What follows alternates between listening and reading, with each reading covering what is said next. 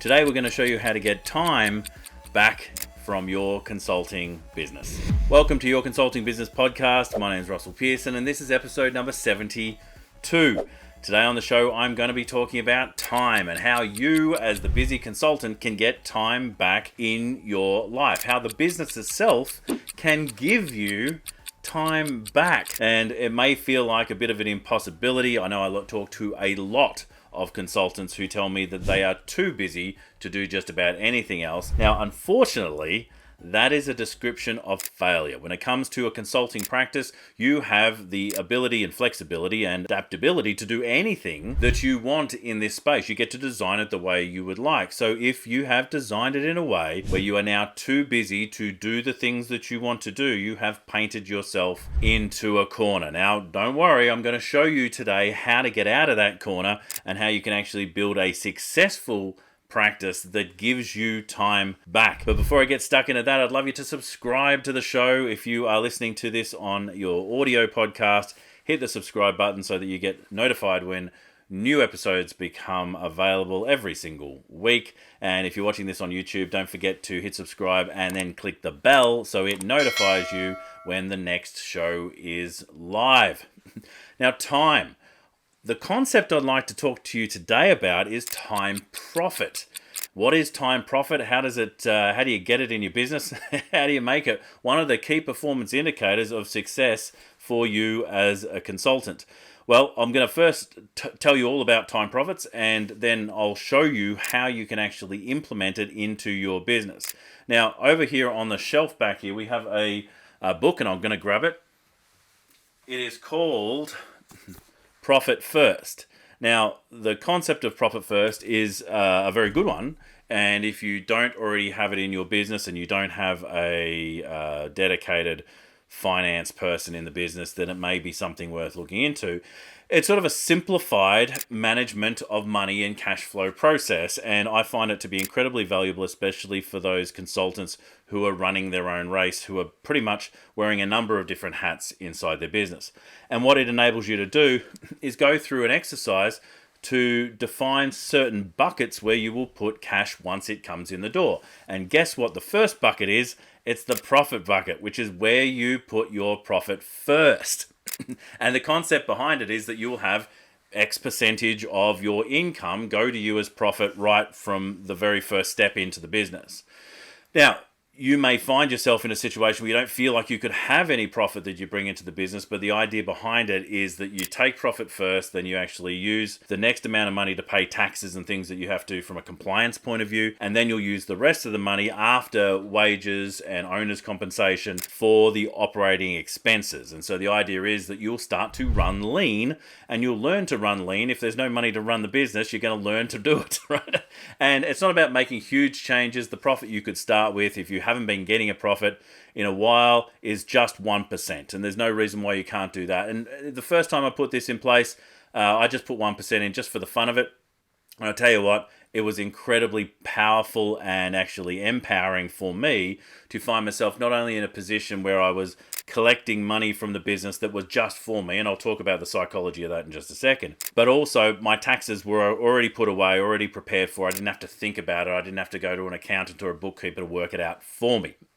So I always had the money. And so the pressure and the gut pressure that I was feeling around paying taxes and having enough cash at tax time just disappeared. So if you are having any of those feelings, that book is definitely worth a bit of a look. So it's Profit First for those on the audio.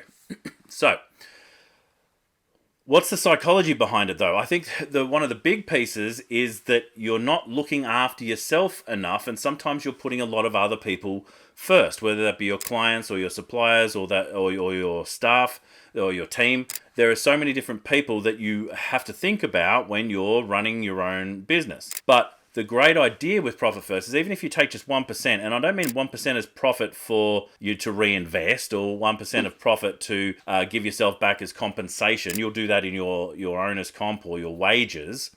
But 1% that actually goes specifically to you.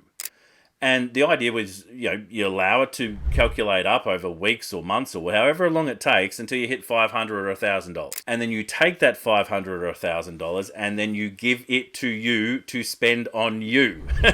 And if you've never done that, and I have to say that I hadn't for years spent a lot of money on myself, I'd been reinvesting a lot of money into other things that I was doing, whether they be development for myself, whether it be other things for the business or other things for family members. But to actually spend money on yourself changes the way you start to operate. And it's not about being more self-serving or self-centered, but you start to actually feel the reward, even if it's very small amounts of money, feel the reward for the amount of effort that you're putting in. All right. So on one end, we've got cash. And having that cash and having the ability to pay yourself first is a very empowering thing to do. And if it's 0.5% or 1% that you take out of the business, you can make that adjustment, even if you're running right up against the line with your profitability. So put that to the side. But that actually sparked another idea. How do I actually help people get time back? Because I'm hearing all these consultants complain that they have no time. And if you have no time, you've got nowhere to invest that time so that you can actually grow and direct and move the business in the direction where you want to go. And so I've got all these people telling me about grand ideas and these places that they want to travel to, whether that be metaphorically or actually literally, these things that they want to do with their businesses, with their careers, with their lives.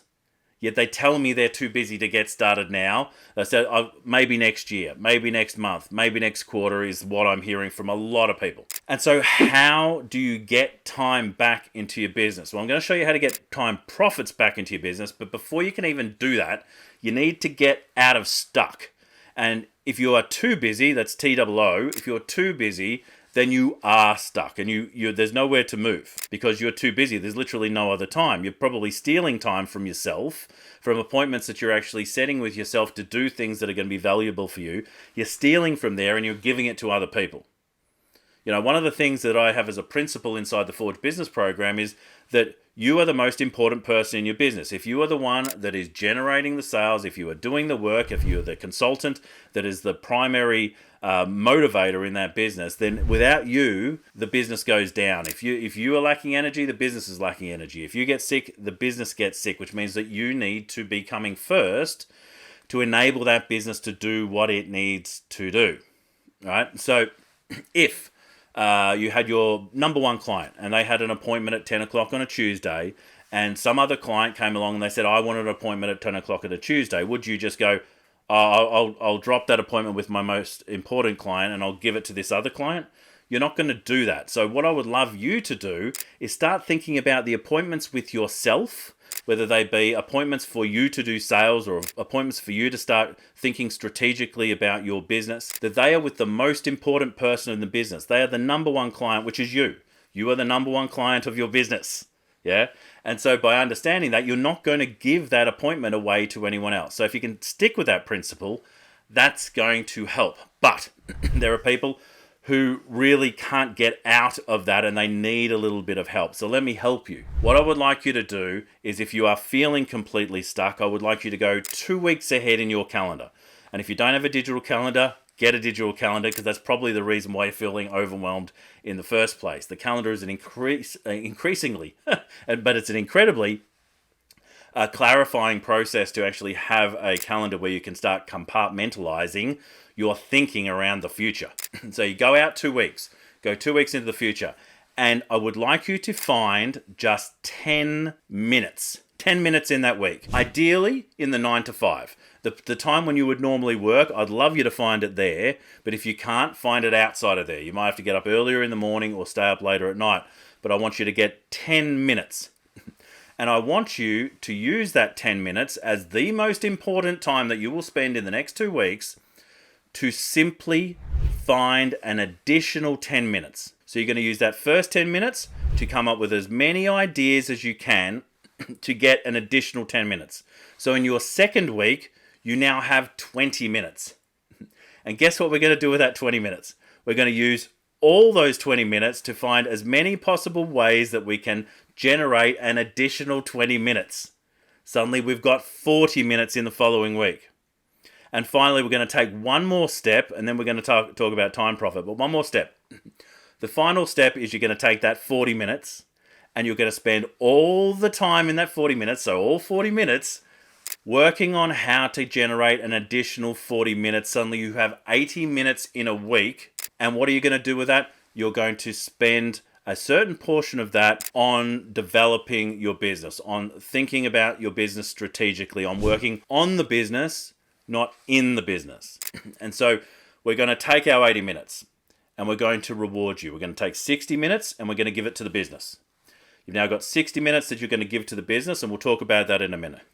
We also have an additional 20 minutes, which you're going to give to yourself as your first time profit, right? So you've now got 20 minutes. That additional 20 minutes, that time profit of 20 minutes, you can't spend on the business. You can't spend it on family. You can't spend it on friends. You can't spend it on chores that you're supposed to do.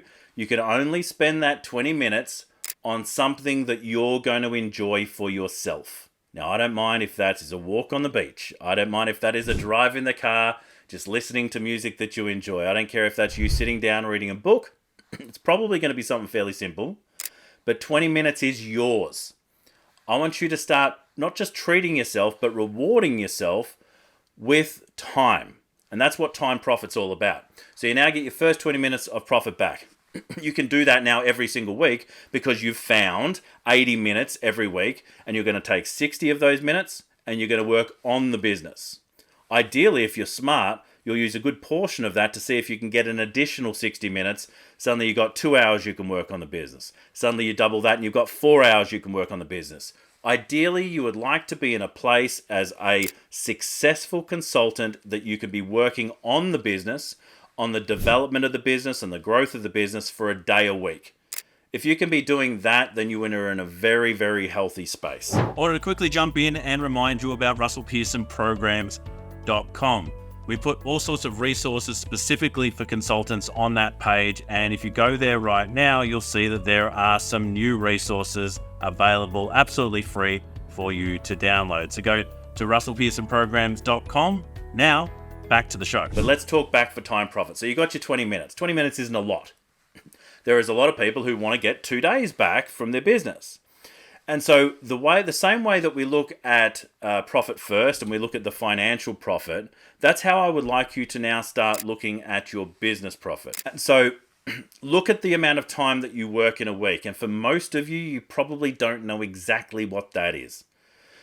So I would love you to take probably some of that 60 minutes that you've got to the work in the business to create a very simple sheet where you can track your time. We're not going to do this forever. We're just going to do this for 2 weeks so we can see how long do we spend on the business. Now that includes everything from making phone calls to traveling between appointments. Don't count things like if you're working from home, having lunch and things like that. We're not going to include those. But anything that's specifically in the business, I want to know how long that is. Now, you might be surprised. You might find you're only working 30-hour weeks, which is great. But you might find that you're working 60 hours and even more. Now, if you're working 60 hours, what I would like you... Look, you could be working 50 hours, 40 hours. I don't mind what it is. But what I would like you to do is I would like to look at that period of time that you work, and I would like you to declare a minimum number.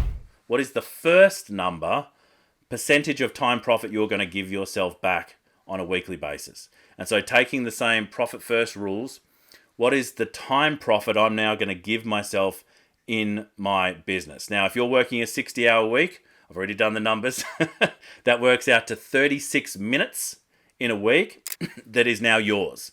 And again, that's not time to spend with the family. You have to make time for that separately. This is not time to actually go and do chores. This is not the time to actually spend more on the business or think about the business. This is 36 minutes to spend on you. Now, if you work 40 hours a week, it's going to be a little less, but that's just on 1%. So we're going to start on 1% and we're going to see how it feels, because I want you to get into a trend of rewarding yourself with not just money, but now time. Until you're increasing that, so you'll get used to the 36 minutes.